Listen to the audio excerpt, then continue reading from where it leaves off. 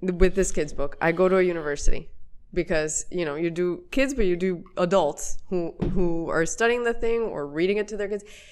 And they are like, well, but, also we have to take into consideration American imperialism. And I was like, and how do you take that into account when, when the mainstream narrative does the opposite? And I'm like, the mainstream narrative is exactly what you're saying. Right. We have to just say that this is the reverse. The mainstream narrative is what you're saying. Right. What I'm saying is not the mainstream narrative.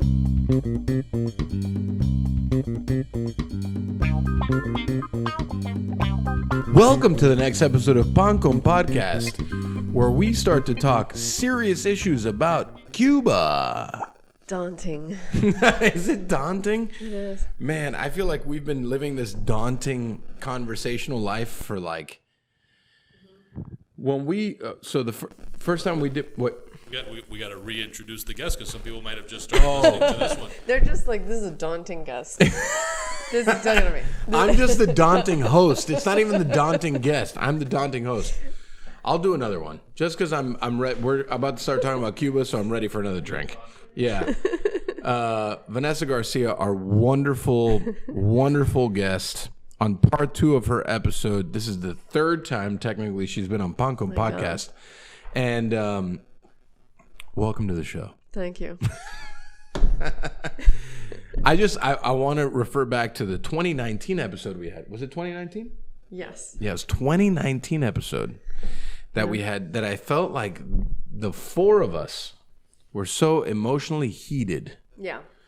I remember personally for me, I was so emotionally heated, right? Because at that moment, I was trying to tell a story and nobody was listening because the restaurant was, kind of, people came. Yeah. Now people come. Yeah. Now you got a star.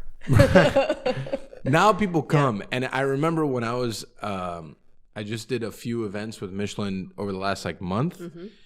And I was talking to two of the representatives, well, several. And I was like, I feel like you guys don't know this, but there's really no Cuban American representation in your entire portfolio because they don't care about that stuff. That's not their thing. It's food on a plate for them. Mm-hmm. But I don't think you guys quite understand how important that is to me. Yeah. We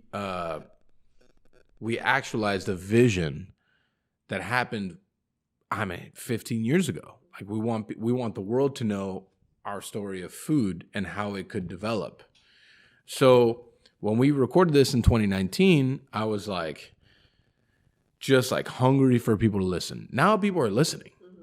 And it's been a very interesting post. Yeah. Now people are listening. Mm-hmm. But people have been listening to you. They have been listening to you, yeah? Yes. People are listening. Yeah. And it's just interesting now to feel that feeling It's very, now that you're actually saying it in those terms, it's kind of crazy to think about where we were in 2019 and where we are right now. Right. And all the things that happen in the middle, but also this little stall that's happening right now that I don't know what, it's this bumpy moment, but it's, yes, there's a huge difference. I mean, I feel like we were talking into a void and then all of a sudden last year we were talking and people were like, oh, that is happening in Cuba? Oh yeah. That's happening? It's mind-boggling to me that on this podcast, mm-hmm. we've had Rosa María on this podcast twice. Yeah. Nick, I think once. Once she's been on the podcast. I'm going to finish this one. This is the chaser. She was here. She's been on it once, but then she came. She had a little interlude during the Norman Van Aken live podcast. Oh. So we did an event here. Fun. Yeah, it was fun. Yeah, we did an event here. It was an audience of 15 or so restaurateurs, and then Mike and Norman talking where the two of you are now. And this was maybe a week after July 11. Oh, okay.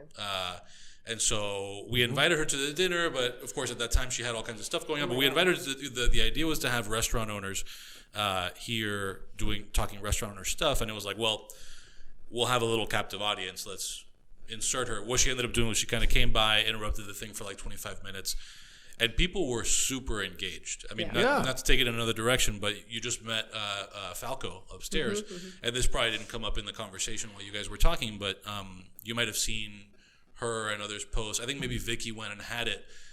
They were doing like a picadillo pizza, that the proceeds from that were going to Cuba-related. So it was effective in the sense that, like, you know, when she talks, people start listening. Yeah. And people here clearly, like, started listening. So it was cool to see. Very cool. For you, how do you think that happened? That people were not listening and then they started to listen? For you? Well, because Cuban food in general, I mean, it's looked at as like a $5 to $10 range thing, which always bothered me because we're worth more than that. Yeah. Well, we are more than that as a culture, as a people, as a story. We are more than that, and I want to be on the international stage. I want to help put us on, like, because food, everyone likes food, right? But there's a story behind food. Yeah. So now, if you learn about the story behind the food and why the food exists, maybe you start to care about the story just a little bit more. Right. And then when you care about the story a little bit more, then maybe, like, shit changes for you.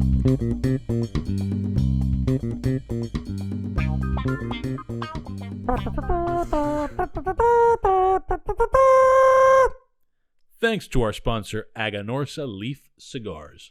Aganorsa Leaf is renowned throughout the world for its signature flavor that possesses all the great attributes of Nicaraguan terroir, along with classic Cuban aroma and flavor. Aganorsa Leaf is pleased to announce a brand new edition of Guardian of the Farm, Cerberus, named after the mythical three-headed hound that stood watch at the gates of Hades. This exciting new Nicaraguan puro uses 100% Aganorsa leaf tobacco and is wrapped in Aganorsa's new Corojo 2012 cover leaf, which adds a level of complexity to the blend, adding light spice and a rich, smooth body to the blend. When you smoke one of our world-class blends, you will experience the difference between ordinary tobacco and Aganorsa leaf. That's why we say our leaf is our strength.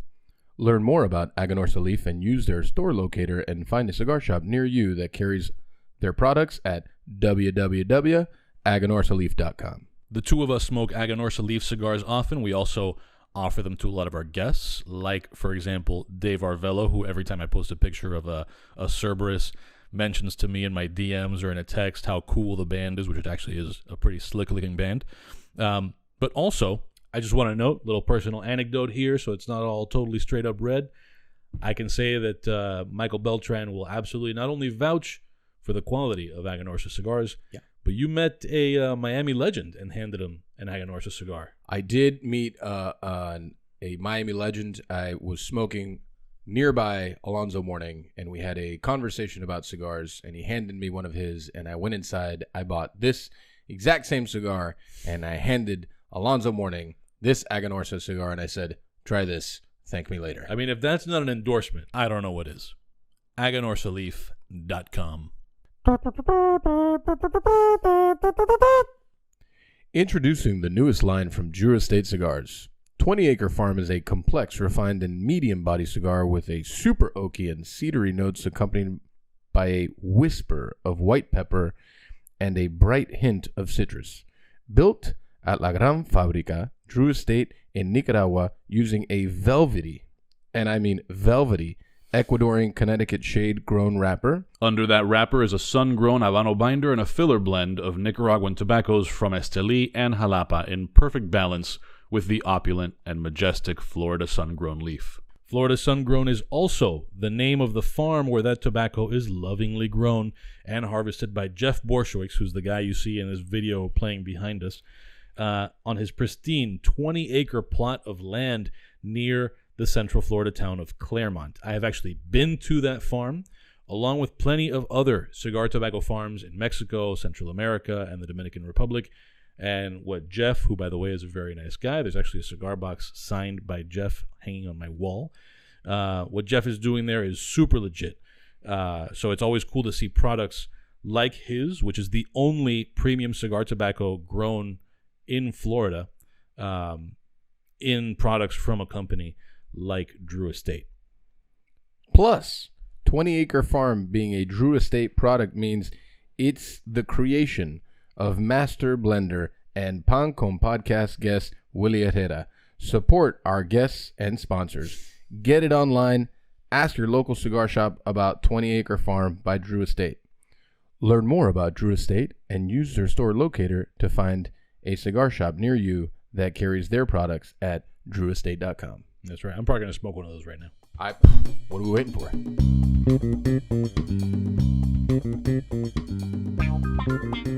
Yeah. You know, I was in New York 2 weeks ago. I met this very interesting Spanish man. Mm-hmm. And he was such a sweet man. And I was wearing the same shirt. This could go in so many directions. Right.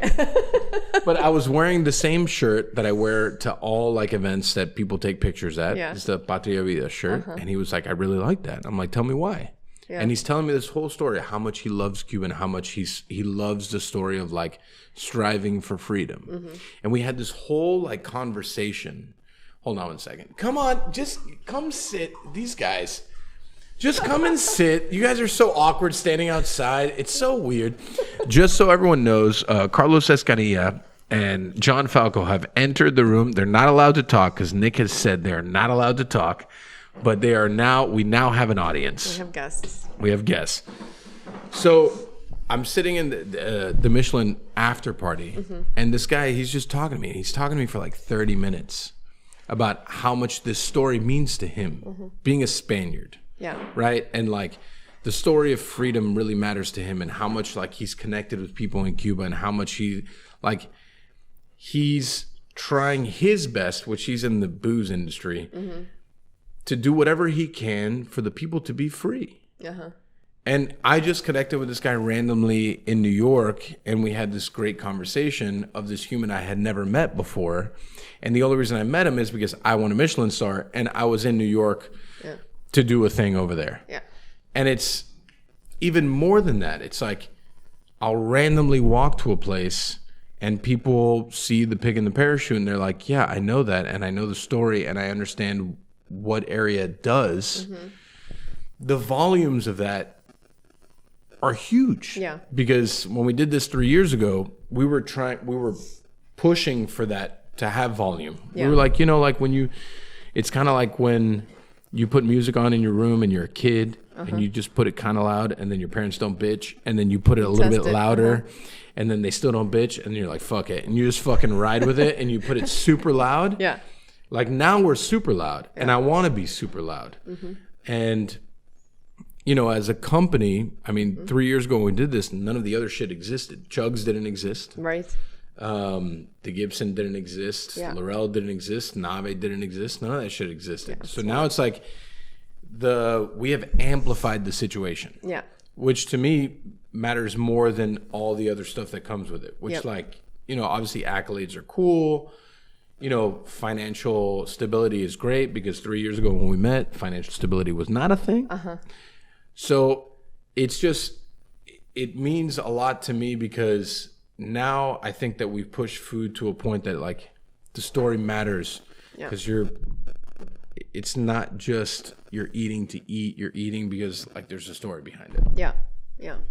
Which is the same reason that people read a book. Yeah. I feel like what happened to me personally during these last couple of years was that I've been writing about Cuba for 20 years, but to who? You know what I mean? Like who was reading this stuff? It was there. So if you look stuff up, you could find it, and that mattered to me. Like here's another version of the Elian story. Here's another version of here's the stuff that's out there, and here are the facts, and here's the story. But then at some point after July 11th, I was like, I feel the need to do something that I've never done, which is put my face on Instagram and just start talking to you. Right. And it felt like everything that I had been I mean, it was like, you know, pre-birth from the womb information to then like PhD stuff and what my PhD was focused on. All that was like inside, and it was just like I felt like it was just like the moment to talk about all of it, and it just happened, and people responded, and it felt incredibly strange because it hadn't happened before. Well, that's good. That's good. That's a good thing to say. Yeah. The strange feeling, right? Yeah. Because I was like, I didn't even, it was kind of like, I wasn't in Miami on July 11th. I was in, where was I? Like some Georgia place. Like, really. the Midwest. Somewhere. Right. And I was like on my phone, and I was like frantic, and I was like, I need to get back to Miami. And I went for a run, and all I could think was like all of Cuba in my head. And I just had to stop running in the middle of, you know, Georgia and just get on and be like, guys, this is really important, and just say all of this stuff. The day before, and this is where I'm like, what the hell is with the like universal, I don't know what happening. The day before, I had gone on and said, because this is true, I quit smoking a long time ago, and I love cigarettes, but I just don't do it. Yeah, same. But the day that Cuba's free, I've allowed myself to smoke all day that day. Oh, yeah. Yes. So I went on and said this stupid thing the day before July 11th. On July 10th, I have a post that says that. And people are like, did you know? I was like, no, I had no fucking clue. How would I know? Oh, universe says things. Yeah. Yeah, I believe that. But that was the night before. I think that like the strange feeling, Nick and I have spoken about this before in the past. So over the last, I don't know, I would say it's more over the last 18 months, I was asked to do 2 different shows. And every time they come to me to do these shows, which one is on CNN, another one is on Hulu. And it's like, well, you are like the authority on Cuban whatever in Miami. And I'm like, what? Me? Like, yeah, I'm the authority on being loud. Yeah. I'm the authority on talking shit. I'm the authority on telling people to go fuck themselves. Yeah. But the authority of like a whole culture? Nah, let's chill. Let's all relax. Let's all take a deep breath. Yeah. I'm going to tell people the things that should have been said many years ago. But in reality, like, I mean, like classic Cuban food, I don't cook the best. I still think my grandparents cooked the best. Yeah. You know, we have done riffs on Cuban food. We have done our own versions of Cuban food, but we don't do Cuban food, right? We do what I see Cuban food to be in 2022. Yeah. And I remember having this conversation with Nick, what was it, like a year ago probably? I'm not sure what. Yeah, you probably don't remember. No, I mean, I don't know what conversation you're. Well, because I told him, I was like, I feel like a little under the gun here. Like, am I prepared to do this? Am I prepared to be the voice of these things? Because this might have been around the when we were looking at the pilot or the trailer of Luda Can't Cook. Right, maybe not Luda Can't Cook pilot, but yeah, it was round about the time, because I did the Hulu show and that was cool, and then we did the Luda show, which was very fun. And then they asked me to do the CNN show. And I'm like, fuck. I mean, it was a CNN show that's connected to the same production crew that did Bourdain's show. That's amazing. And I was like, fuck, man. Like, I mean, that show was very Miami related, but, you know, for me, it all is the same thing. Yeah. So I was like, I don't see myself as an authority on anything. I see myself as, I say this all the time about the podcast that we did in 2019, which is the one quote that we said there that has rung for me always, like, we are the children of the lost, right? And I say that shit all the time because we are. Because we're a group of kids that we came here because our parents gave us a better life. Right. And we've just kind of been lost in trying to grab at strings of like who we really are. So we're trying to figure out this whole process and this whole like journey of like, okay, so what is being Cuban American or Cuban to us? and this is what it means to me, doesn't mean this is what it means to everyone. Right. It means it's a different story for everybody. Some people don't care. Some people do care. Some people care a lot. It was like I felt pressure. And I talked to Nick about it because I feel like he would understand more than a lot of people would understand. And, you know, we had long conversations about it, but it was like, it's very much, I think, post-star, pre-star. Mm-hmm. It was kind of similar between the both, which is, so this is who I am. Mm-hmm. This is what the world sees me as. So just be that. Right. But still, it's a heavy responsibility. Yeah, you can't fuck up. Thanks. Thanks, Mom. I appreciate that. But it's true. We're all in that place where it's like, you know, don't fuck up. But also, I feel like people got really scared in this moment because we've been talking in this circle for so long. Right. And then it's like, oh, now we're talking to you guys who, like, before we're looking at us like we had three heads, but now, like, we're actually not just bouncing off sound. You're actually, something's getting through. Right. And it feels like scary. Yeah. And people were freaking out. And I got a lot of people being like, I want to post things, but I'm a little scared. And no. And I was like, you know, nobody can tell you that your story is not your story. So just tell your freaking story. That's all you have to do, because that is, no one can say that that's not true. Well, I mean, the more we vocalize any story, whether it's your story or someone else's story or whatever, it still pulls all this deep-rooted shit that no one has talked about for 60 years up to the forefront and been like, this is a thing. Yeah. You know, it's funny. He mentions the Luda thing, right? Because it's kind of like a joke. Like, we did this Luda show. Luda was great.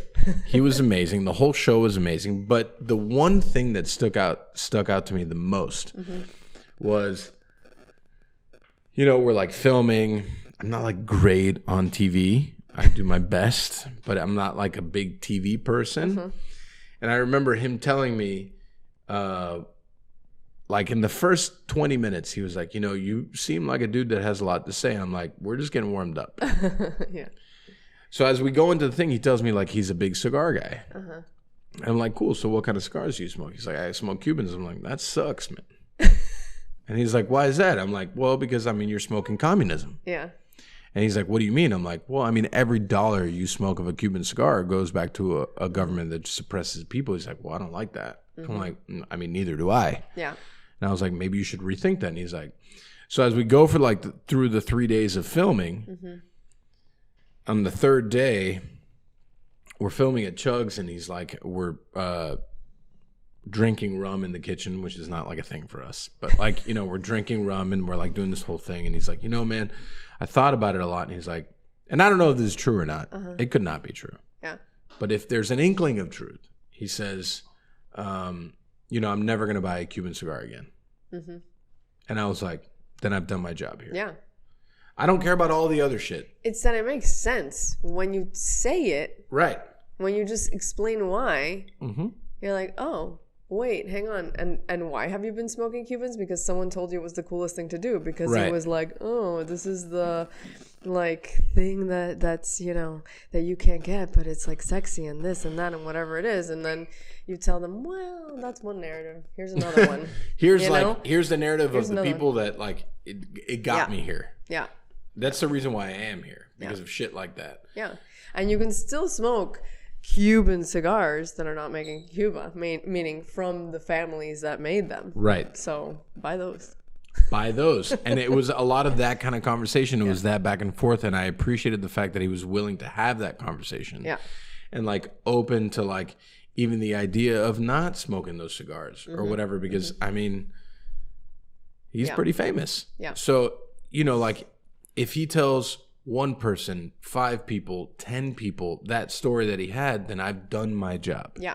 You know, and I think that that's like the visceral difference between 3 years ago and today. Yeah.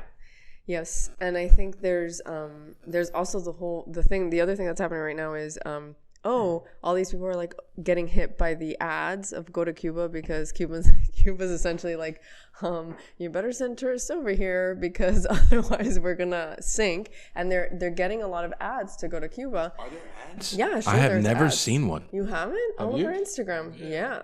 I've never seen one. Yeah. Come to Cuba. It's not on my algorithm, apparently. They're all over the place. Peanut Gallery?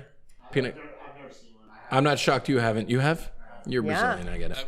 I wonder if and not to cut this off, Yeah. but I just for the sake of giving some context to the person who's listening. So we've made some references to July 11th, which was when this sort of like wave of protests began. But you've been like very deeply engaged in the thing. Whether from the standpoint of your writing or your connection to Cuba-related over the course of that time. So I wonder if you could like give your perspective on that. And part of why I want to get into that is what you said earlier about people being skittish about talking about things. Yeah. I think even for you, it for so many of us, right? But especially for you, even in that context, you dove even deeper, like you in a way that you probably didn't anticipate. Yeah. You couldn't have anticipated. Yeah.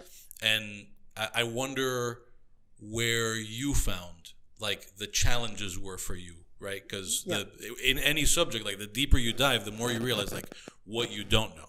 Oh my God. And what's difficult and what you haven't really grappled with or understood or whatever. So I just talk about that period of time from July 11th to now. Okay. What that period looked like for you from the standpoint of just literally what you were doing, what you were up to. Yeah. And what the challenges were for you personally along that path. Yeah. Let's just say that my husband, I'm going to start with this. My husband was like, oh my God, can we please take a break from Cuba for one moment? Because it was an 27-hour-a-day situation. So essentially, July 11th, protests happen. People hit the streets in Cuba. And that explodes inside the heart of every Cuban American because, oh my God, they're doing it and people are seeing it. Not just they're doing it because we've known that happens and then nobody sees it. Like right now, actually, like right this second. People are protesting and not many people are seeing it. But in that moment, people saw it. It went out, it was a surprise, and it was all over social media. So immediately, I was doing a ton of research before that on the people who essentially were the ones who were the impetus, the catalyst for that July 11th movement. The Movimiento San Isidro, like the year before, I had started to do research and putting out articles and things like that and pitching articles like, guys, something's going to happen in Cuba. Something's going to happen. Nobody wanted to publish anything because what are you talking about? That all changed after July 11th. And then all of these people, I felt like I need to talk to all of them. I need to talk to all of these people that are on the island doing these things. And I did to a certain, I started to reach out and try to figure it out. And then sadly, what ended up happening was that the Cuban government exiled almost all of them. The ones who are still in prison are still in prison. And then the rest of them got exiled and they got, shot out all over the world, from Serbia to Mexico to right here, to Spain. And I went everywhere and interviewed them and got their stories, from tell me the story of your life from the moment you were born to now, and started to cobble together how this thing happened. And it was like one of those things that you think, oh my God, this is so much uglier and dirtier and fucked up. This is so fucked up. So you get to this point where you're like, there's all the hope, and then you keep getting the story and you kind of get into a hole of like, is there any hope? Because here are the people that are doing everything, like with their skin, like, you're going to take me and I'm going to be in prison, or you're going to throw me out and I'm not going to be let back in, right? And what then? What then when every time they protest, they are now you know, all over the place. I mean, we're talking about DADE Solis, who talked to me from Serbia, who's the guy who essentially started this thing because the rapper who had been imprisoned, and then the activists started to fight for his freedom. One thing leads to the other, and essentially, this is a great fast forward, but essentially, eventually, everybody's on the street. He's telling me I'm here in a place where I've been exiled, which is the only place that I could go where there are still communists all around me, and I'm scared for my life even here. So it's I don't, you know, you kind of get into like this hole where you think, is there a way out of this thing? And then you realize that there has to be, because now, I mean, there's people protesting on the street despite the fact that all of this is happening, despite the fact that they know this, despite the fact that they even know that we're not receiving the information, because we're not receiving it like we were after July 11th. We're not, because internet's cut off. They have no electricity. Okay, the storm hits, and then the recent hurricane just hit, and then under that guise, there's shut off all the power also, and the and the internet, and people can't, you know, it's not getting to us in the same way. The hurricane hits one end of the island, and somehow there's a blackout from end to end. Correct. 13 million people without power. I mean, it's a control move, right? Of course. That's their entire thing, is like controlling the narrative and controlling the entire thing to be able to tell people what they want to hear, right? Because like last year, I mean, it's a year ago now, right? Yeah, more, a little over. A year and change. Like there was readily available information to an extent. I mean, now there's no information. We get small snippets of information, and the small snippets of information are exactly what you're saying. It's like people don't care what's happening. They're still willing to protest, but the world is not going to see that because the narrative is being controlled. Yeah. I'm going to say today, sorry, for the past couple of days, the other thing that's happening is this, like, what gets blocked off and what doesn't get blocked off. I have been literally trying to make a donation to Cuba-related to give to activists on the island for the past 3 days, and none of the avenues allow me to. You cannot send this donation.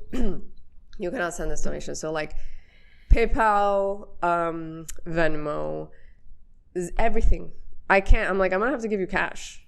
Essentially, because I said the kids book that I have out right now, I said any sale that I make this weekend, because it's like we're gonna be at Cuban bakeries, and I'm just gonna give half of everything that I make, and whatever. It's not a lot of money. Come on, you know, it's a weekend of sales, and I can't get it to them, and there's a block, you know. So it's like you have to try really hard, to get certain people money. And to get certain people, so it's terribly frustrating. What's the biggest blockade of, like, why hasn't the world caught on to, like, I mean, I know why, but like, why hasn't the world caught on to how important this issue is and how serious this issue is for the entire world, right? Like, why can't it? Nick and I have spoken about this plenty, right? Which is they kind of like submerge themselves, like their ideology, across the world. Yeah. Right. Yeah. And they work within young people. Right. Yeah. They work within young people. I remember once I was just like surfing the Instagrams, right? And I saw some shit that was just like fucking like, what the fuck is this? What was it, Nick? It was like a Portland World of Communism. It might have been Portland University thing. Yeah, some university student with like a bullhorn talking about whatever Che and the whole thing, and I think Nick, what the fuck is this? I think it might have been after the Dobbs decision, and so then there was this wave of like socialist university groups, seizing on it to talk about how much more progressive Cuba is than the U.S. Yeah, right. To talk about how much more progressive Cuba was, and I remember like watching this shit, and I'm like. And I'm like, this is got to be satire. No. Right? Like, this is like this is a show. Which happened all over again with the gay marriage stuff recently in Cuba, right? Yeah. There was Right. And I sent it to Nick, and I'm like, dude, this is a joke, right? And he was like, no.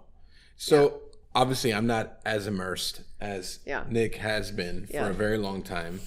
And I'm like, tell me why, like, how does this fucking exist? And he goes into telling me this, and then he starts to show me a bunch of other shit. And I'm like, wow, this is like, apart from like the cultural thing that we have lived, this is so much like it's a dark web. It's been so incredibly well thought out. Yeah, they don't notice. They still don't know. They're gonna be freaking blown away when they get those blinders taken off. You know what I mean? Like they're like, oh, they've been in our universities this entire time. Which is real. Like, they're just teaching these young kids this terrible ideology from a young age to make them believe it. And when I showed, we had, I don't know, it was a few hours conversation, and I'm like, I'm fucking mind blown. I think it was like you coming to me with this video, like as if this, and I was like, no, dude, this is every university campus, right? And I felt like a fucking infant, right? The other day, you'd think, okay, so with this kid's book, I go to a university.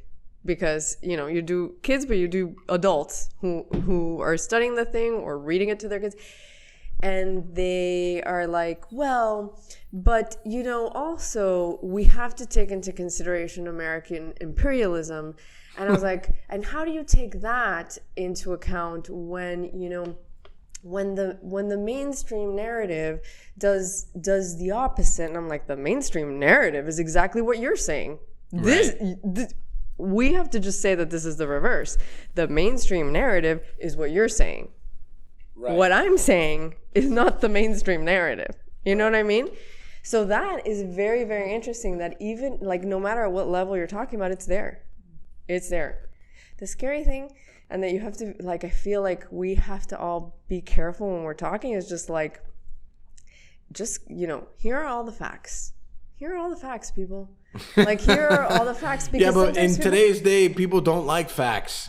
Yes, but when we get all, like, you know, all extremely, I don't know if you've been watching the campaign ads, but they're driving me crazy. With the, like, I don't watch TV, so I'm terrible. I don't know not what's doing happening us well in today's world. Yeah, they're not doing us that well. I'm not going to say anything about, like, any particular ads, but I feel like let's just, you know, stick to the facts because they're enough. Like, they're enough. They are. I'd be curious to get your perspective. So, you know, we're talking about, like, what the, I don't know, for lack of a better way of framing it, the non-Cuban world has to say about Cuba. Right. Over the course of this year and change, what are your thoughts on, there's a like chronic lack of knowledge among Cuban Americans, right? Yes, among Cuban Americans who, and this is not to, like, you know, to poo-poo anybody in particular, but, like, there is that problem of, with a lot of other, you know, cultures, where, like, the prevailing, with, you know, idea is that they're being misrepresented. I think a lot of other groups or whatever do a better job of inculcating certain values and passing on certain information that gets, you know, at least on some individual level. But I just get the sense that there's, like, such a vast swath of Cuban Americandom, where the connection begins and ends with, like, pumita and you know, where your favorite croqueta is, and then when you confront that kid with the bullhorn, you're like, what do I do? And I think that this kind of is a callback to what you were saying earlier. Like, that's what comes to my mind when you were talking about people being skittish about, like, saying things publicly. I don't know whether it's your experience, but some of those, what struck me over the course of this year and change is that some of the people who seem so hesitant to express themselves and risk being wrong on this issue are ones who do not hesitate, regardless of whether I think of it, to talk about guns or abortion or marriage or tax policy or Ukraine or whatever. And then Cuba is where the Cuban Americans are stopping because I don't know. I don't know if it's not cool or they're uncomfortable or they don't feel like they know. But what's your experience? Because I think you're somebody who more people come to. You say that's more generalized towards Cuban Americans? In this case, I'm talking about Cuban Americans, right? Right, Like a lot of which there's nothing wrong with expressing yourself on these other things and being right or being wrong. But I wonder what your impression is of like why people won't risk being wrong. That's part of the deal when you engage publicly. Like, you might be wrong about shit. Yeah, I mean, agree. So I think that a couple of things happen. One, going back to like the fact that with Cuba specifically, when you say things out loud in your college classrooms and with your friends at a certain age, when you leave Miami, let's say you leave Miami, you go somewhere, you start saying these things, immediately they're like, what? And you kind of get this like thing that you are really now up against something that's totally different, and you're gonna have to vocalize if you're gonna get through anything here, right? And if you vocalize, you're gonna be against a huge group of people and an entire way of thinking, right? So it's kind of hard. So I think a lot of people shut down and they're like, well, but the world in general is against vocalizing. Yeah. And I think what happens is they have bits and pieces. They meaning us, like Cuban Americans, sometimes have bits and pieces of information because your parents and your grandparents went through a tremendous story where they've been giving you bits and pieces of information, because that's actually how memory, actually I just read this because of my grandmother, but like traumatic memories work that way. They're fragmented. They're not narrative. It's our job as our generation to put the narrative together, to do the research that unites all the things in between. That's a lot of work. You know what I mean? And I feel like at a certain point, I was like, we keep doing this thing where we start, those of us that know the story, start talking at like letter F when we really need to talk from letter A, because nobody knows it from A, B, C, D, E, F, G, H. Like that narrative that needs to get constructed because we have all these pieces. It's hard to do. There's so many things with the Cuban American being afraid of saying that story. You were gonna say something. I think that also, like, our grandparents, our parents, or whatever, like the fragmenting of thoughts and memories is one thing, but it's also like they came here to just create a better life for us. So they don't want to like subject us to this whole thing, right, of which is what they went through, which is losing their entire culture in essence. Like they just want us to live our life. They came here to give us an opportunity, and we've I think a good amount of us have taken that opportunity and ran with it. So fragmenting of like old trauma is one thing, and I think that when you actually sit down with an older Cuban and you start talking about it, some people are very like, no, I'm good, I don't want to talk about it, and then other people are like, yeah, I want to talk all about it. It depends on the person, but also to just speak on what like Nick said, which is super intense for me, which is like the Cuban American culture today is all espumita and pastelitos, right? Which is great. I love those things because I live on those things, but it is Chug's Diner, right? Yeah. It is in essence so much more than that. Like we are keeping a culture alive. Yeah. Like we are completely keeping a culture alive by attaching it to a culture that exists, which is pancakes and other shit, right? That entire concept, albeit like a business and things that I want people to go to and have a good time, and I think that we do great food and so on and so forth, blah, blah, blah, all that other shit.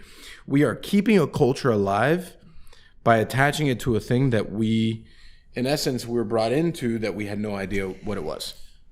Oh, I'm sorry, and I'm only going to jump in because I'd be interested to hear your thoughts on this together. I think it's sort of connected. I had an exchange not too long ago with one of our, I won't name them, but one of our genuinely favorite food bloggers in Miami. And we were talking about, I basically sort of thanked her only half jokingly for using actual Cuban music in the background of like a Cuban food post. And then we sort of like went on for an obnoxious amount of time about like how frustrating it is that like there's nothing. It's not like, oh, don't play other. But it's like, it's just weird that so many Cuban Americans our age and, you know, in the social media range, like, it wouldn't occur to some Dominican to post a picture of their mangu with like a Pitbull song in the background.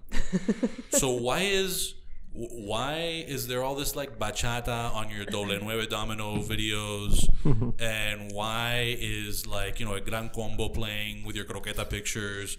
It's just weird to me, and it's a stupid little thing to fixate on, but I draw a line between that and like the distance. Like, if it begins there, then like, I don't really care about that, except for the fact that it's symptomatic of something that manifests itself as then a distance from the detail on the problem, on that bigger problem that we've been talking about.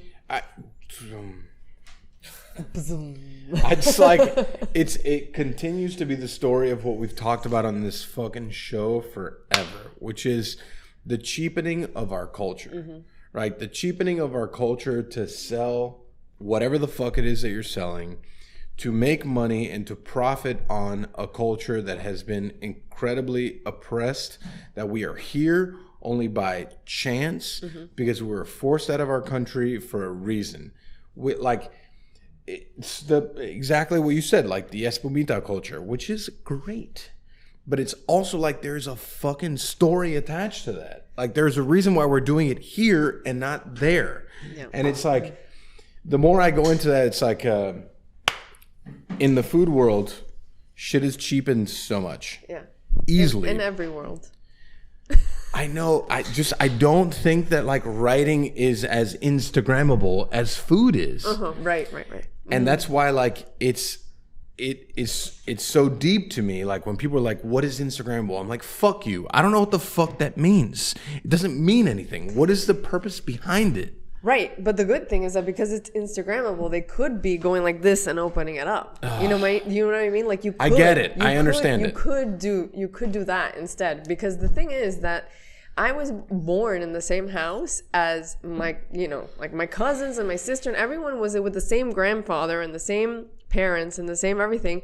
And that story was there. I was the one who was like, hey, could you tell me the whole thing from the beginning to the end? Because I need to know this. Like, there's work to do in that, you know, like I do get a little bit frustrated when I see Cuban Americans who didn't post at all about July 11th, post about, and I brought this up earlier, about Ukraine, not because Ukraine is not post worthy, but because why don't you find the connection and talk about, like, figure out where it is that you can tell your own story and how important this is, because right now Russia is giving Cuba a shit ton of oil. Why? So that they can keep going and keep fighting Ukraine, and so that someone lights up Cuba right now. You know what I mean? And, like, quote unquote saves them.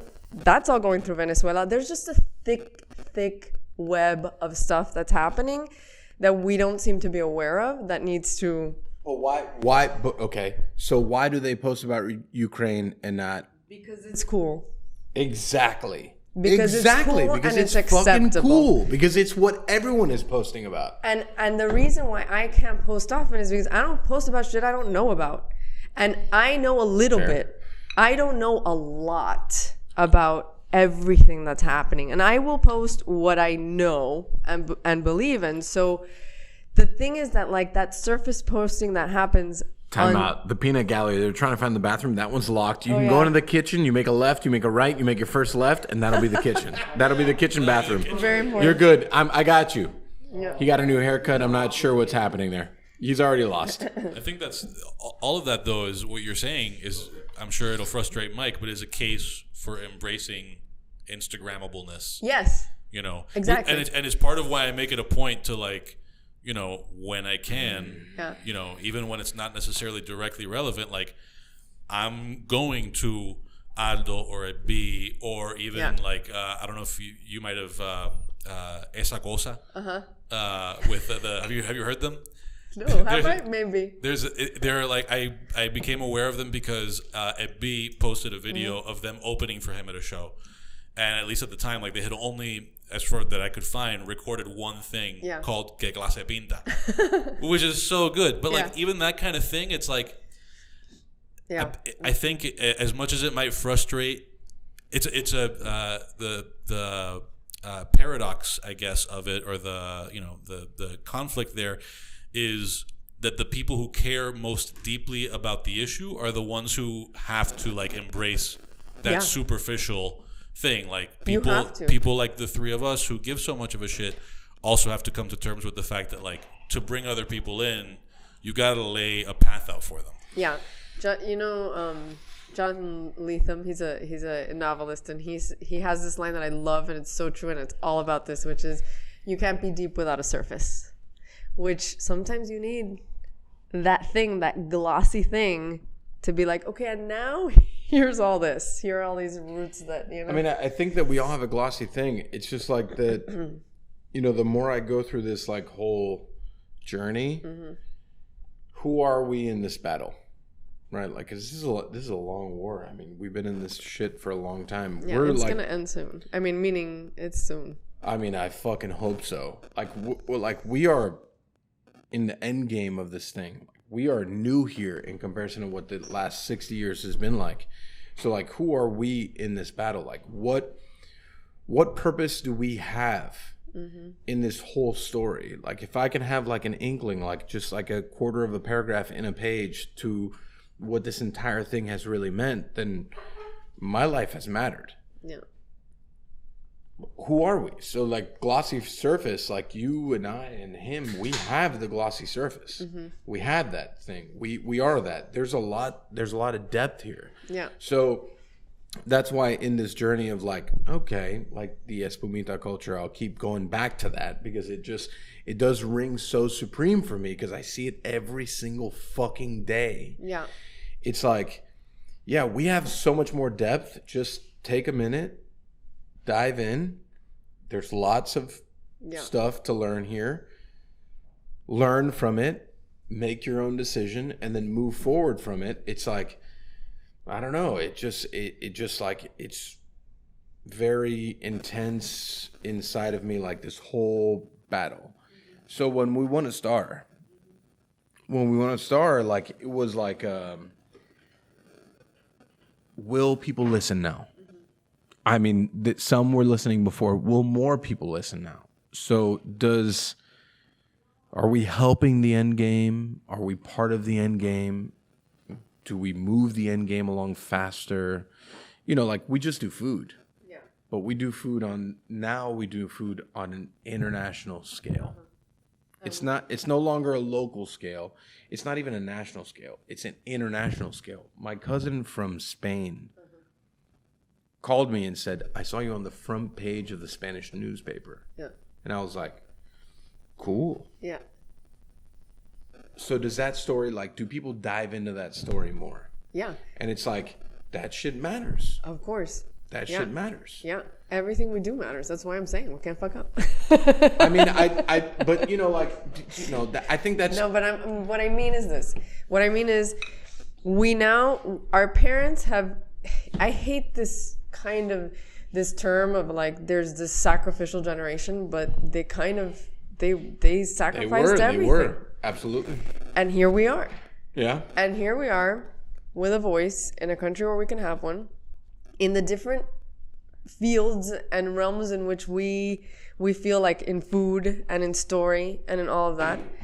And in talking. And the story lives inside of that just by being in the conversation.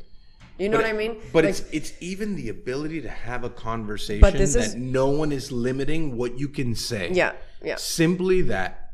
You know, this sounds stupid, but I'm talking about Andy Garcia, but he had an interview where he was like, you know, sometimes the only thing I want is to stay on the menu. Meaning, when you're ordering something and you're like, who's the person? I want to stay on the menu so that I can have a voice. You know what I mean? And that matters. Do you guys want another one? No. Yeah. You got a box of monopolios over I'll take one more and then I'm good. Could you bring some napkins because I'm sloppy. This is John Falco requesting. It's a perfect time to take an intermission. We need to take an intermission for a bathroom break. Yeah. Very good. Yeah, great. All right, so where were we? I think we were talking about like the Cuba and something about Cuba. Yeah, weird. I'm shocked. I think That's we're talking about all the surface stuff that feels kind of frustrating, but whether and how it's important to bring people deeper to start with some of that surface stuff. I guess a lot of people did come to me and were like, I feel the need to do. There were all these feelings that people had that they weren't sure what to do with, and they were like, I need to do something. So my thing is go fill in the gaps, do the work, do some reading, get the research so you can say something to that feeling. You know what I mean? Because if you say it with that feeling that is already there, to a certain degree, they just need to be validated, because nobody has. In fact, people have fought them their whole life about their story. So it's almost like they need some validation of like, I think it's this. Like, I think it's actually this, but everybody says this other thing. So, even with something as simple as Elian, like that whole story was told a certain way. And at the same time, I feel like our generation was feeling something that was happening here in Miami that the rest of the world was on a totally different page. I mean, they were in a different book, So I think it's hard for a lot of people to receive validation for their feelings. And the thing is that they just have to go get the info. Well, I mean, it goes back to what we said 3 years ago, right? You don't know where to put your feelings because we are essentially children of a bunch of lost generation. Uh-huh. The sacrificed generation, like the people that put a bunch of, they just wanted us to be able to survive. So they may have not given us all the information to be able to survive.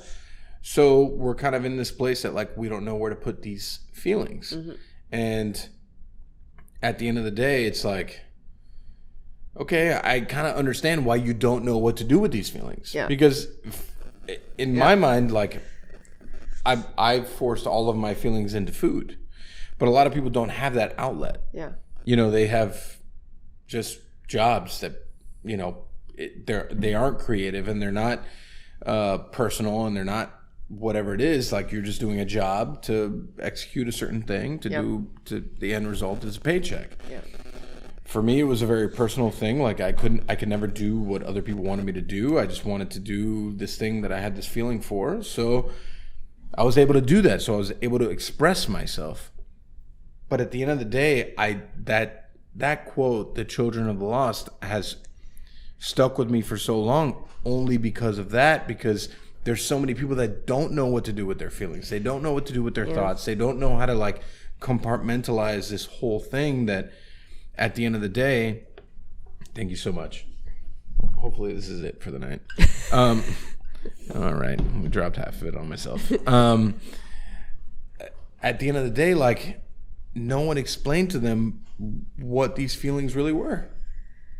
As you're talking, and going back to what you were saying, Nick, about the surface, just because it relates to all of this, is also the fact that, like, my sister, who has some information and has these pieces that you're talking about, when she goes down a research rabbit hole, she's like, wait, but this isn't true, is it? Or what about this? Because there's so much misinformation out there. Right. Because actually, the Cuban government really does know how to use that surface, super well. And be super Instagrammable.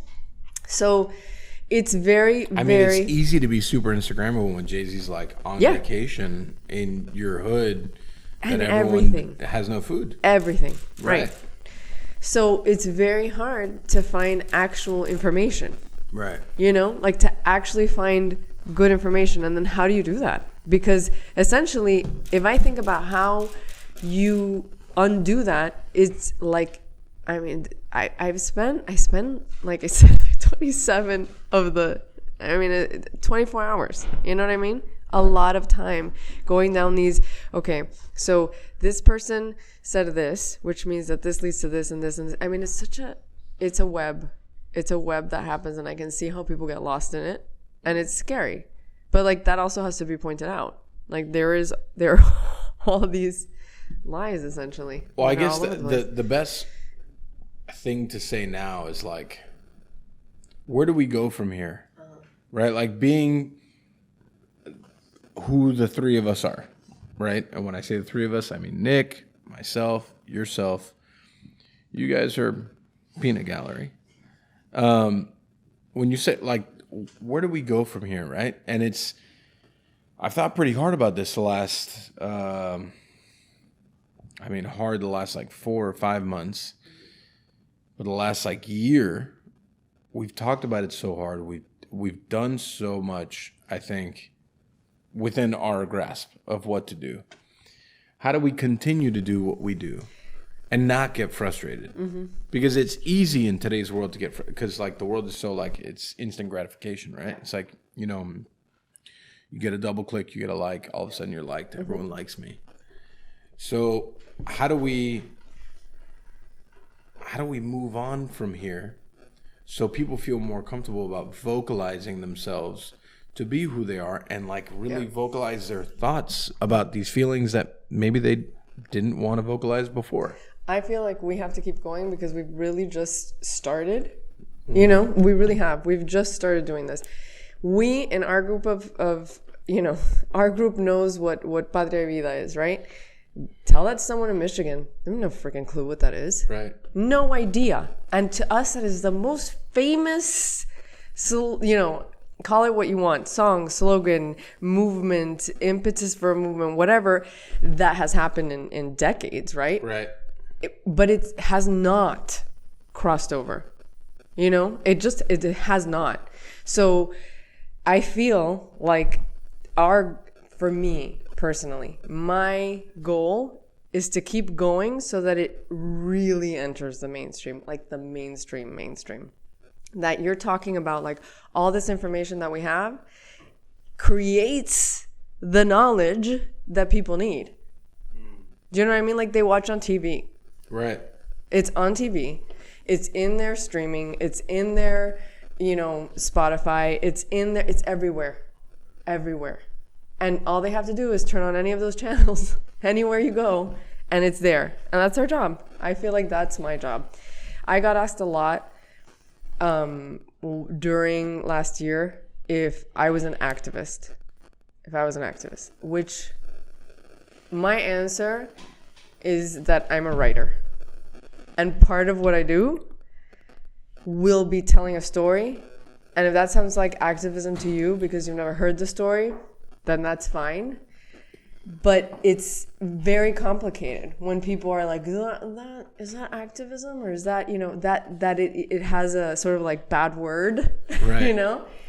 And I just think it's very important for me.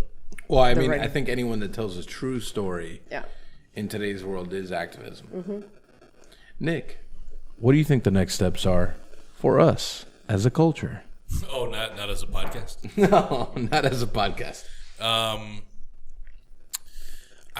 don't know. I think that to me, I don't know what the solutions are, but I know that I think that the things that need to be solved are the questions of like certain people's, not just Cuban Americans, but even like non-Cubans feeling like they can enter into it and engage and participate with the same level of confidence that they do on literally anything else, right? Mm-hmm. I think that that's just like a really important thing. I think that the barriers are probably different among Cubans than they are with non-Cubans. Mm-hmm. I don't know. It's more confusing to me with Cubans than it is with non-Cubans. Mm-hmm. I don't know if maybe if you're Cuban, a part of me thinks that maybe there are Cuban Americans who think like that there's an expectation, like for them, there's more of a bar to meet. Like, if I fuck up and I say the wrong thing or I show that I don't know things, it's more embarrassing because I'm supposed to know. Right. Maybe that's part of it. The world is an embarrassing place. Yeah. Sure, yeah. But anyway, I think that's a thing. And then I think that there's also, I think that we have to be willing to be, we meaning I think the people who are more engaged, right? And people who are in like leadership or activist roles or whatever. I think that we have to be more critical of each other and self-critical, like critical of each other, like in that sort of open, like understanding that everyone benefits from that sort of thing. Because I think that ends up being a roadblock, right? Like when the people who are at that depth aren't exchanging all that openly, and that's something that I think that you have to be kind of close to it to see. Yeah.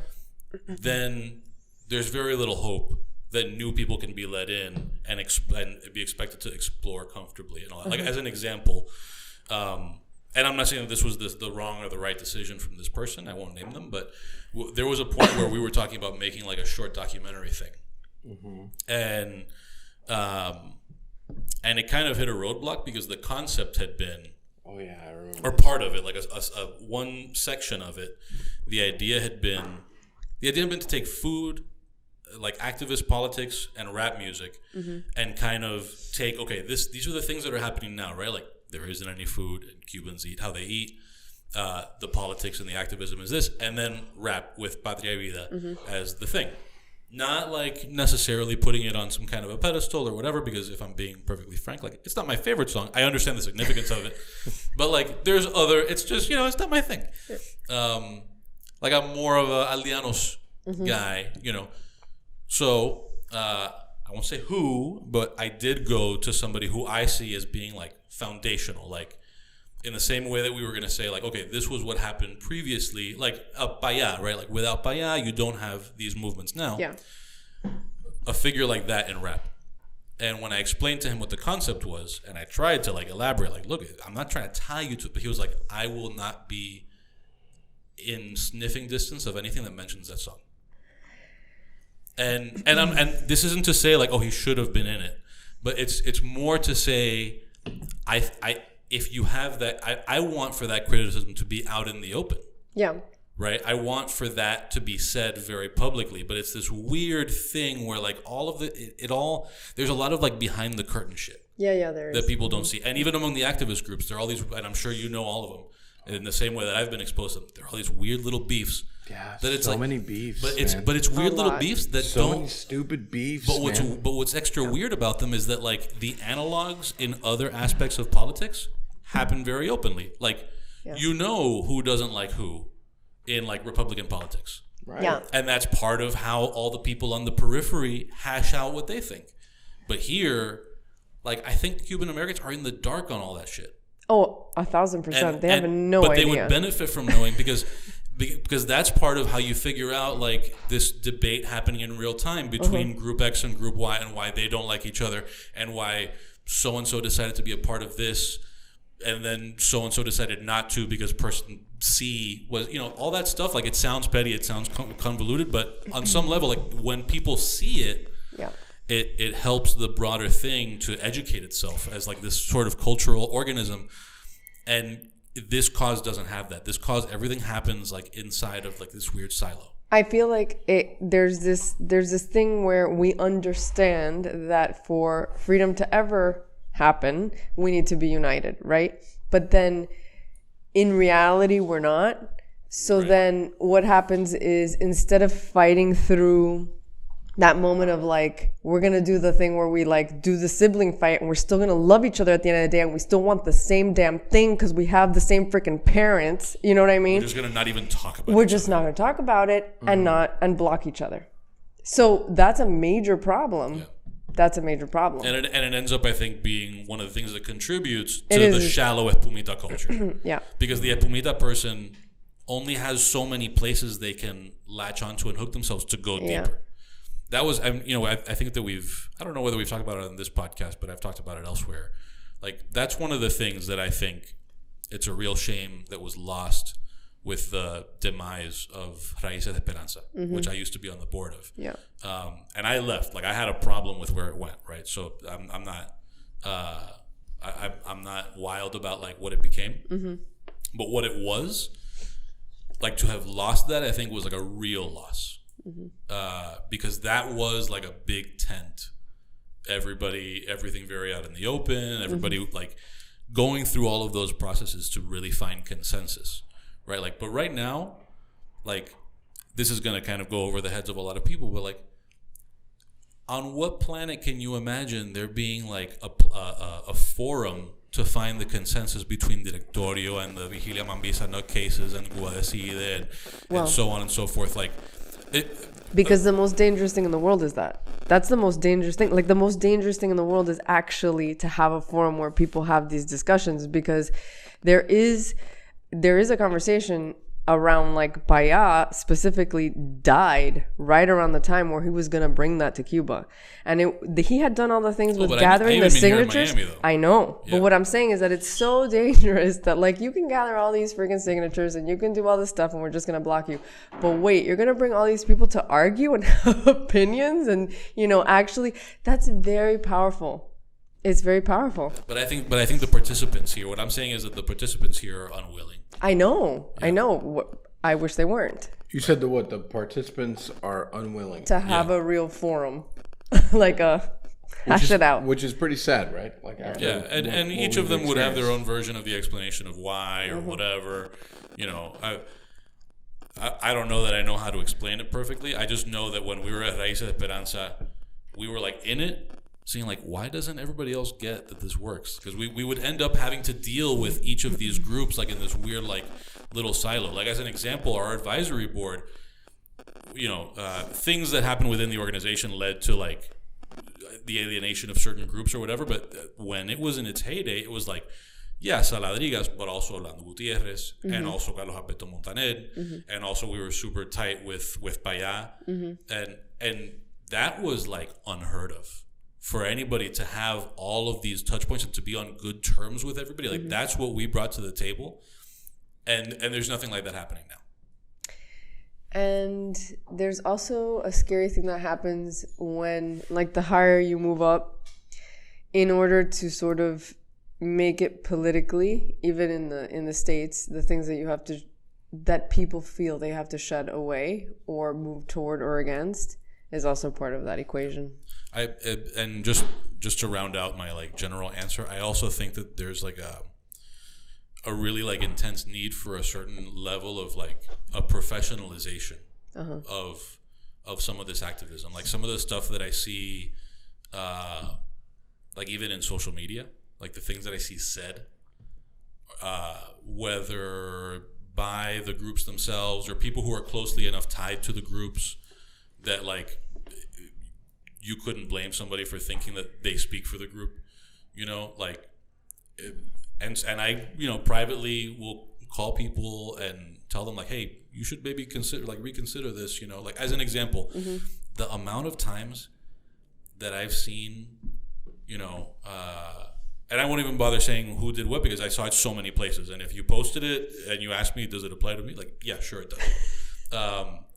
That I've seen the response of Cuban human rights activists to the protests in Iran to be some version of, well, if you care about Iran, you should care about us. Like, that is the easiest way to make sure that whoever gives a shit about Iran writes you off as being an obnoxious pill that they do not want to swallow. Join them in giving a shit about Iran if you want.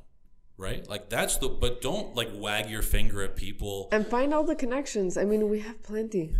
And my point is like just tactically, it's not to like single out that thing. It's just like, oh, it's annoying. It's that there's a way to do it. Like there are proven communications things. And this is there's too many Cubans with too much money and too many resources and too many businesses that employ communications professionals. Like, the resources are there, but because so much of it happens in those little silos, like it never really forms into something that can draw from those resources. I mean, I think the frustrating thing just from listening to all of this is like the overarching situation is freedom. Right. And there's a bunch of underlying situations that would rather fight for, they jostle for whatever the fuck they're jostling for, other than, I don't know if it's out of pride or out of fear. Well, I mean, the thing is freedom. Yeah. And they would rather jostle for whatever the fuck it is that they think is important, other than the fact that the country hasn't been free for 60 years. right? And I wouldn't. I mean, does that oversimplify the situation? I wouldn't question their motives there. I think maybe there's a certain amount of pride and fear. Like I think it's like I care so much about the freedom that I'm not going to compromise or like run the risk of associating with so and so or diverting my attention from such and such a thing because I know how right I am about how to get to the freedom. So I don't want to downplay how much they give a shit about the freedom issue, right? I do think it's that they give a shit. I think it's that there's a lot of closed-mindedness and there's a lot of like one-track thinking and there's a lot of like and maybe a certain amount of fear. Like what if I change track now and then things fall apart? Sure. I mean, and there's also the whole, I mean, never more than the last year did I see how much that whole, like, if you're with this person, you immediately, like, there's a whole group of people that then write you off. Or if you're with this person or that person or whatever that is, like, wow, that has to stop. And we talked a bit about this with the Cafe Havana or whatever the place is called thing, that restaurant that was being protested or whatever. Oh yeah, and we did. They still haven't come on the podcast. Yeah, I don't know for certain that anybody has like over there has seen our messages about it. Maybe. I mean, didn't you email them? Yeah, I emailed and social media, but I mean, they were like, who knows where those things. Send another message. I'll send it right now. Like we invited them onto the podcast to the extent that we were, able to, but at the same time, one of the things that I was saying at the time was, I understand why they wouldn't come to us because, like we haven't really presented. I don't like to talk in those like collective terms, but like the Miami Cubandom has not really presented the environment as one where you're allowed to fuck up. So why would you bother risking fucking up again? Like the solution would be for people to take our approach and say like, come over here, talk to us like normal human beings. Of course, we'll tell you if we think you're wrong about something. Yeah. But it can't be. We love that. It can't be that the immediate response is to start petitioning their landlords to cancel their lease. Mm-hmm. They never open, especially, right. But and that's one of the things that I always said I was afraid of because a lot of people made it about taking a restaurant away from the owners of that chain, and in my mind, I don't care about the owners of that chain and whether they have a restaurant. I want to take that restaurant away from the Cuban Communist Party. Well, which means co-opting it, right? Which is exactly what they do all the time. But when if the restaurant never opens, then you're now at a stalemate again. Correct. Well, what people don't understand is that there was probably, and I could go all the way back to like our episode with Zach the Baker. There was probably a developer that like took a vacation to LA and was like, I went to this nice little Cuban coffee shop and it was nice and whatever. Mm-hmm. Yeah. And there was like, you should come here and I'll give you a bunch of TI dollars and it's cool and blah, blah, and whatever. TI is a rapper from Atlanta. Not a super popular one anymore, but yeah. And then, then all of a sudden, all this other stuff like sprung from that. Uh-huh. And then those people were like, probably fuck that. And they just walked away. Yeah. In essence, I would love to get those people at our table and say, listen, this is all fucked up. Like, explain to me how this all happened. Yeah. And I would love to understand why this all happened. Did you guys just not understand what you were doing? Or... Which I'm sure is it. Which probably, I would say, is the case. Mm-hmm. But I would like to have the conversation with them because I would like to change... From Hawaii to Miami, let's change the narrative of like what you guys do, and let's just maybe help you guys understand why this is fucked up. Yeah, let's get them on this. They have not opened in Miami, and if they are still out there, I'm still willing to have the conversation of why this is probably not a good idea. And I would love to change. And how you could do it differently and how it could be, how it could still be successful in Miami. But I still think that at the core of that, there was a developer somewhere that went to vacation somewhere and was like, I had a coffee at a nice place that they had pastelitos and empanadas, and I would like to serve that here. There's a PR company that remember it was a Mexican restaurant. Mm-hmm. Was it Mexican? Yeah. The whole story of the place was that that Che Guevara and Fidel, I think, had like eaten at a restaurant called Cafe Havana in Mexico. Perfect. And that was like the inspiration or whatever for the thing. I think in the interest, who knows what the hell? Yeah. That was all This whole thing has been about like, you know, how things can improve and how many people have to get involved. And I think that we've done a lot of like valuable, but like a lot of harping on all the reasons that this is exhausting and terrible. So maybe a good place, Mike, if you agree, we can end this segment or this episode here, would be over the course of the last year and change that we've been talking about. What's the most fun you've had? Because I know there's been fun shit in the course of diving so deep into this. And it sounds weird, right? Like, after these protests in Cuba and all the thing, but like along the way, and I know because I've had my own version of this in a past life, like there's fun stuff. There is, yeah. So what are like the things that jump to the top of your mind as like the most fun you've had in your Cuba life? In my Cuba life. In the last year and since July 11th. Yeah, a lot of things. I had a little like reel playing in my it was like so I went to Congress with Rosa María. I saw that, yeah. That was a lot of things, and it was also fun. You know? It was fun to be there and be like, here's what's happening in Cuba. You know?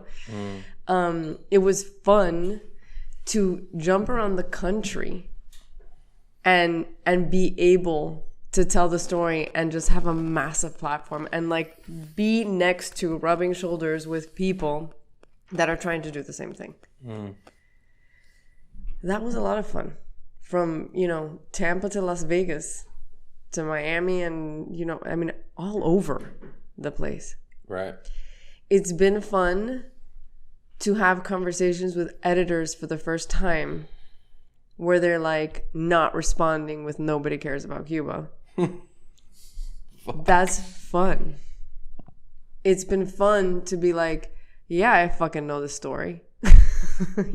That's also fun because you have a moment to actually release that thing that has been inside you for so long. What about you? I mean, hey, you were cooking with Luna. Yeah. I mean, that was fun. I would say the most fun, like at the core level, has been younger humans saying like, I really want to cook with another Cuban American that has the same ideology that I do. Yeah. Because I don't know, like when I started this 15 years ago and I was talking about all this shit 15 years ago, like that didn't really exist. I would say that being on sitting at a table at the corner on a CNN show talking about like with the Cuban American culture and like how that's impacted the city and like how the story has really made a difference to the development of the city, has how important that really is, was very cool. I don't know, like happy is an interesting word. I think happy is like a very interesting word. I think like seeing purpose realized, whether that's happiness or just saying like, okay, I've done my job now, like what's next, is a totally different way to like frame that question. Is another one, because like I always said, and Nick and I have talked about like writing a book for a few years. If I can impact somebody to say like in 20 years from now, 10 years from now, 5 years from now, like there was a person that believed in Cuban food to make it different, and that matters, then my whole journey has mattered.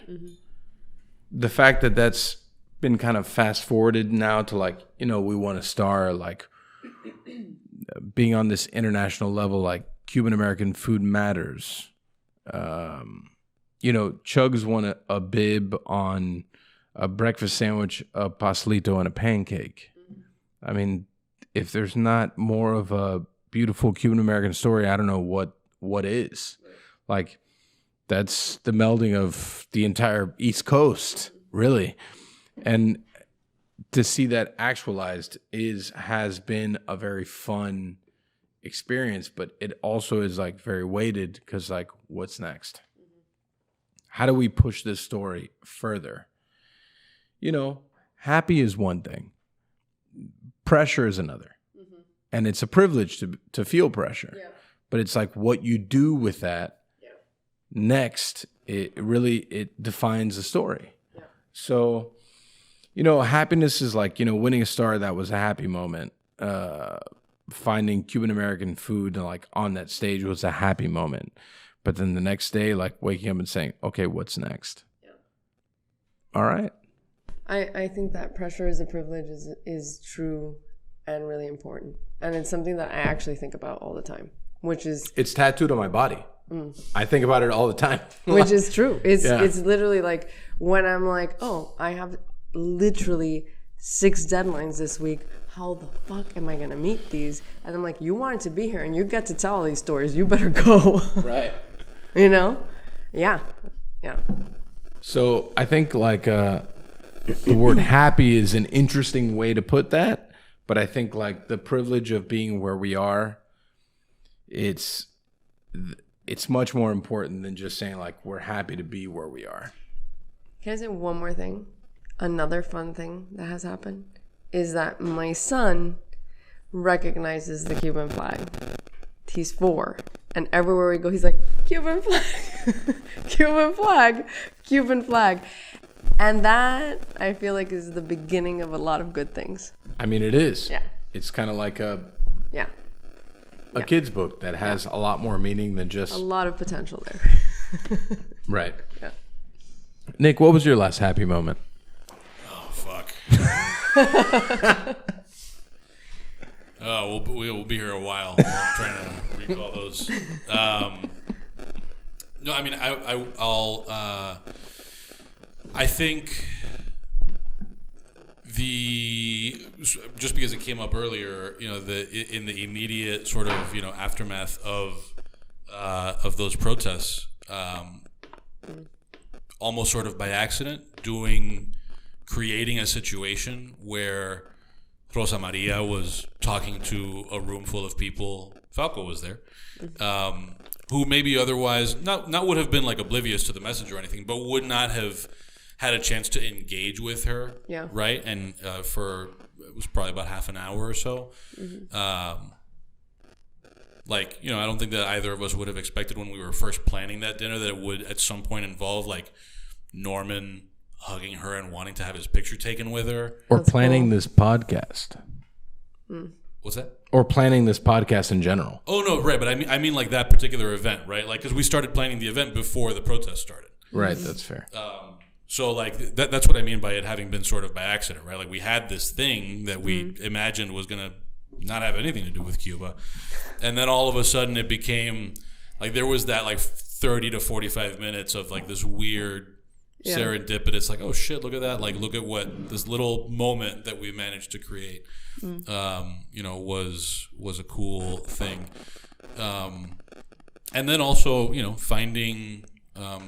not that we like invented the idea of the recarga, but we sort of latched onto that idea, and I think that, you know, we gave our audience some direction. Like, that was the feedback that we heard the most of, right? Like, we didn't really set out for this to become a platform for people to learn about the issue. That's not what we were doing. We, you know, did a couple of episodes about it, but I think where we saw an opportunity for us to contribute was, you know, we have this audience, and we know that, you know, that this particular way to contribute is the thing that, like, next to nobody disagrees about, right? Like, everybody can agree that it's better. Like, the humanitarian aid thing can get controversial, but everybody agrees, like, it's better that their cell phones be working than not working. Correct. You know, and so that was why we sort of, like, zeroed in on that, and just, like, that was our only position, was, like... Charge them up. That was it. And the feedback that we got the most about it was... like gratitude from people who felt like I had no idea what I could actually do.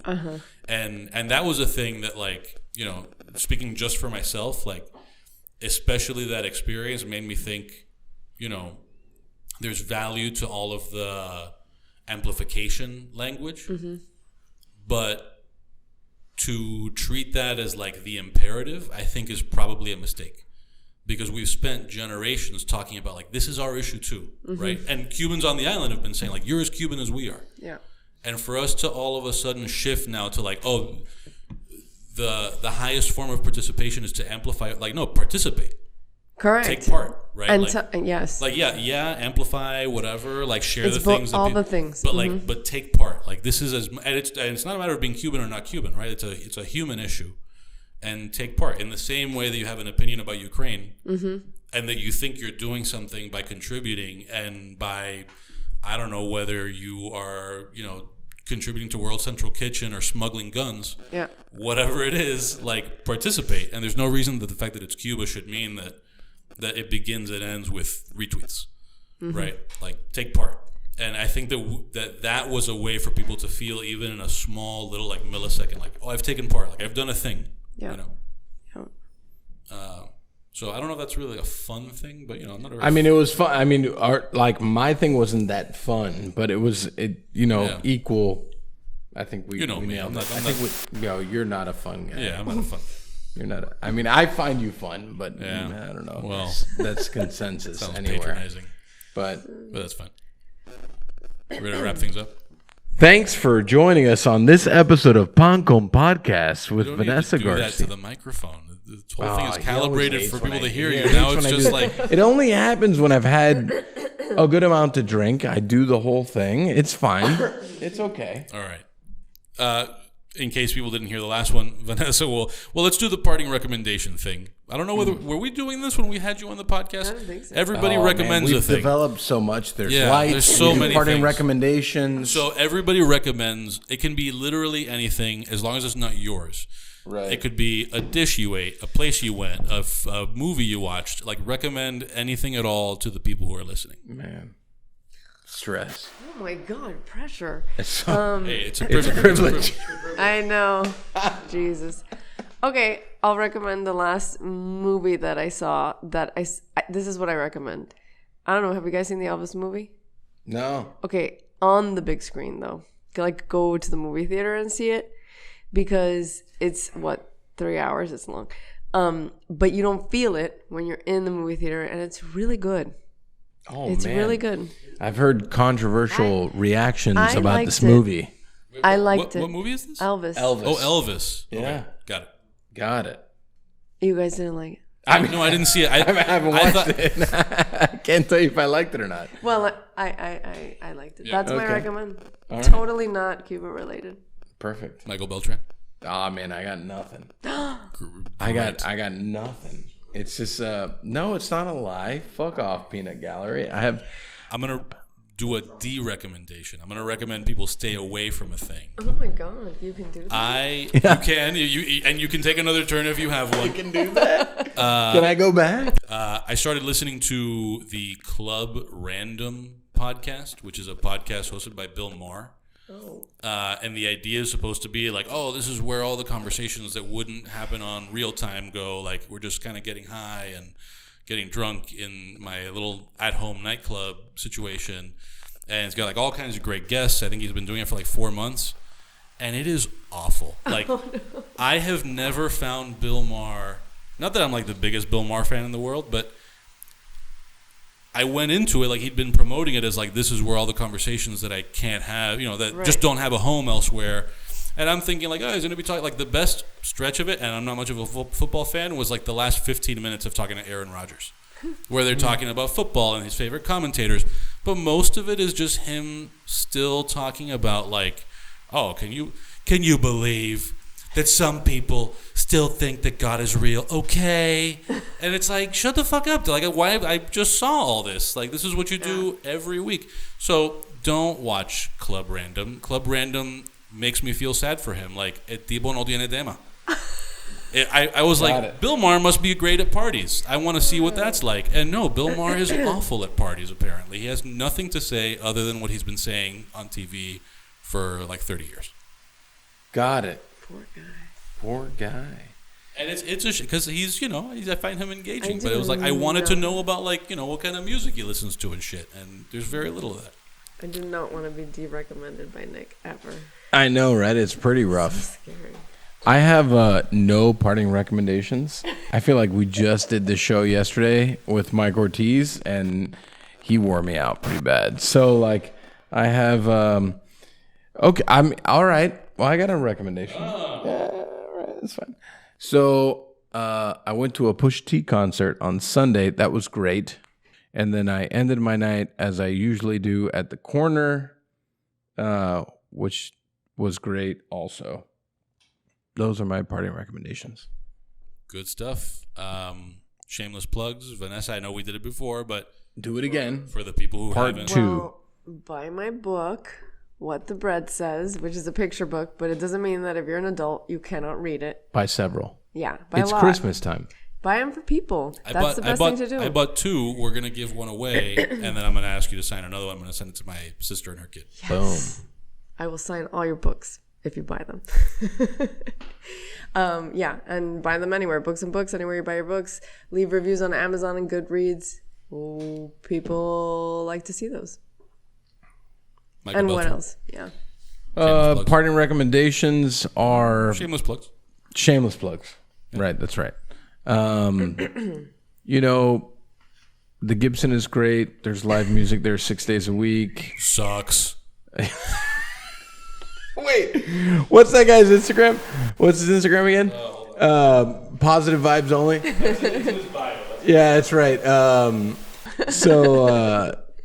Somebody posted a reel. Reels are the things, was several the things hungry happening. post, the hungry Yeah, post within post. 60 seconds or whatever.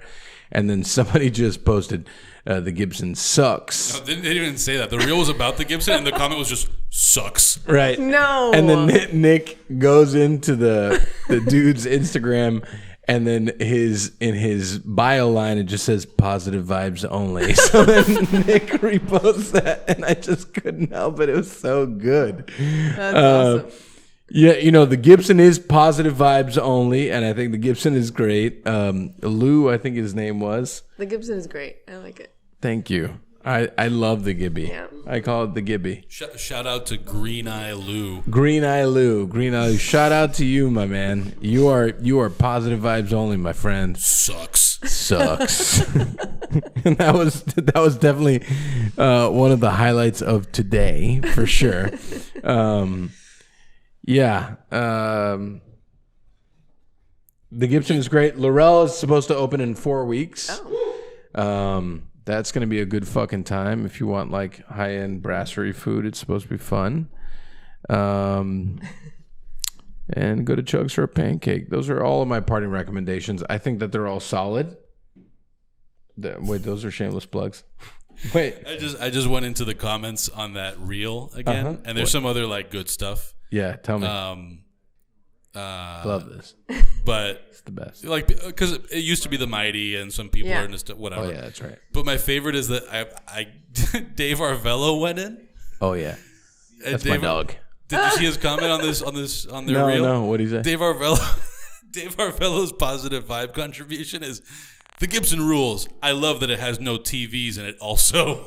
I just love that that's the one thing he decides to single out. It was like the Gibson rules, and there's no TVs. I like that. Which, listen, it's good. There's sometimes you don't want TVs. No. No, I just we think don't it's want TVs. I just think it's a funny thing for him to have singled out as like the funny. comment.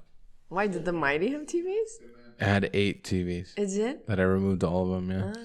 Whereas the Gibson is another fake, fancy, overpriced Miami spot that Amazing. replaced our beloved neighborhood bar. That's my favorite always. I like how Miami was in quotation marks. Yeah. Yeah. Neighborhood spot. That's cool. Anyways. That's it. We're gonna stop this. Thank you, Vanessa, for joining us for this, and I'm gonna ask You're you the to sign best. books. Thank you Thanks so for much. having me. And no one has said anything about Vanessa's outfit. It's got fucking roosters on it. It's incredible. The whole thing has been fucking epic, and I love it so much. Thanks for doing this. We're a shit show. You are the most put together part of this entire thing. I love this podcast. Fun podcast.